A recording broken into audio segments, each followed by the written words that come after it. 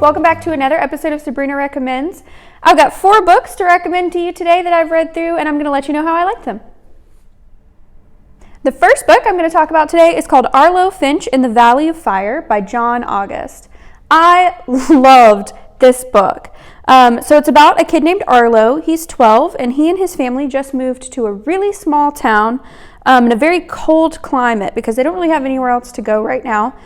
And Arlo finds out that in this super cold place, in kind of the middle of nowhere, they are in a place called the Longwood, which is a connector for 2 different worlds. So the worlds that we live in and another world. And Arlo figures out that he can see into both of them.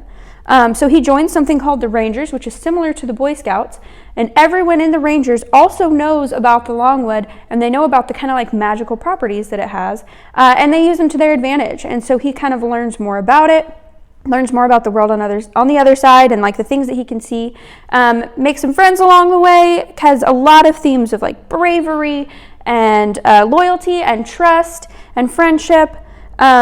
I personally would give this book a 5 out of 5. I thought it was so good. I was super wrapped up in it the whole time. I constantly wanted to know what was happening on the other side of the Longwood. And if you like it, it's a series. So there's more than 1 book. I think there's 2 right now, and a 3rd one's about to come out, which I'm really excited about. I can't wait to read the 2nd one. So yeah, this one's 5 out of 5 stars. It was a really great book.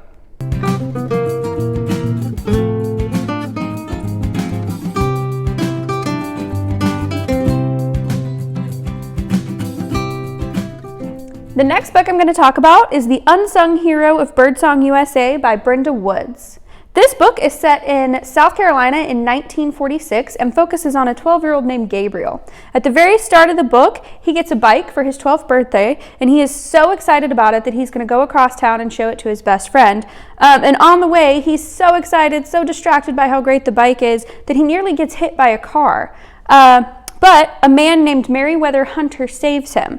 Now, the main important thing here is that Meriwether is black and Gabriel is white, and that's kind of one of the biggest themes of the book.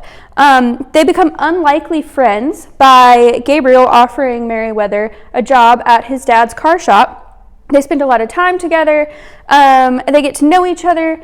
They do become really good friends, and Meriwether has the opportunity to tell Gabriel a lot about the racism that he's experienced in this era in the South at this time, and it opens Gabriel's eyes to a lot of the injustices in the world. I think it's a really, really great book. It's got strong themes of friendship that, friendship doesn't really have boundaries of age or color or anything like that. It's very eye-opening, especially to what life was like back then for a lot of people. I would give it 4 out of 5 stars. I thought it was really good. I really enjoyed it. It's good for lower level readers, but I would suggest it for more mature readers because it does deal with strong themes of racism. And we just want to make sure that they're at the right level to comprehend that and to understand it. But I really, really liked this book.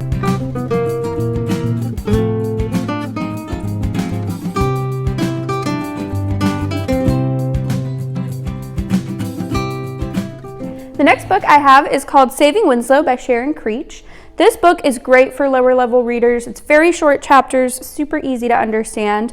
It follows the story of a kid named Louis who has just terrible luck with pets. He can't seem to keep them alive, can't seem to keep them from running away until his dad brings home a baby donkey from the farm nearby that his Uncle Pete runs, whose mom died and who needs someone to take care of him. They're not sure that he's going to make it, but Louis is determined to make sure that he keeps the baby donkey alive. His name is Winslow, and he does everything he can to keep him safe, to take care of him. His friends Mac and Nora get involved, and it is really, really cute.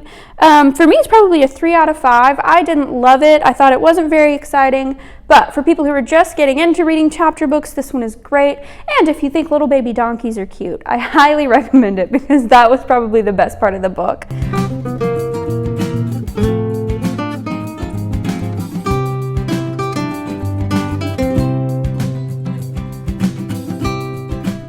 The last book I'm going to talk about today is How to Train Your Dragon by Cressida Cowell. I picked this book because I loved the How to Train Your Dragon movies. I think they're great, so I was really excited to read the book that they were based on. This book is about Hiccup. It's a lot of the characters we know, but a completely different storyline. So it's still got dragons, it's still about Vikings, but it's different than the movie. So if you liked the movie, I think you'll love reading this book because it's something different. This follows along as Hiccup and a bunch of other boys from their tribe, around 10 and a half years old, all have to go pick out their dragons for the first time and then train them in order to be able to join the tribe. So once they have dragons trained and ready to help them fight, they can join the tribe and be heroes. Unfortunately, the way that they train their dragons is by yelling, and Hiccup's not very loud. So he has to find a new way to try to train his dragon Toothless in order to be able to make it into the tribe. This book was so good. I enjoyed it so much. It's also a part of a series, so I can't wait to keep reading and find out what else happens.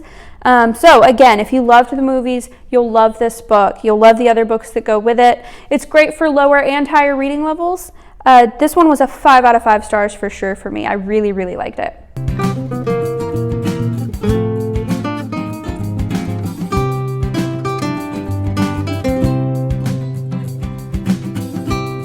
Thanks so much for joining me on this episode of Sabrina Recommends. I hope you want to give some of these books a try. They're here at the library. Come check them out. And I'll give you guys some more recommendations next month. Bye.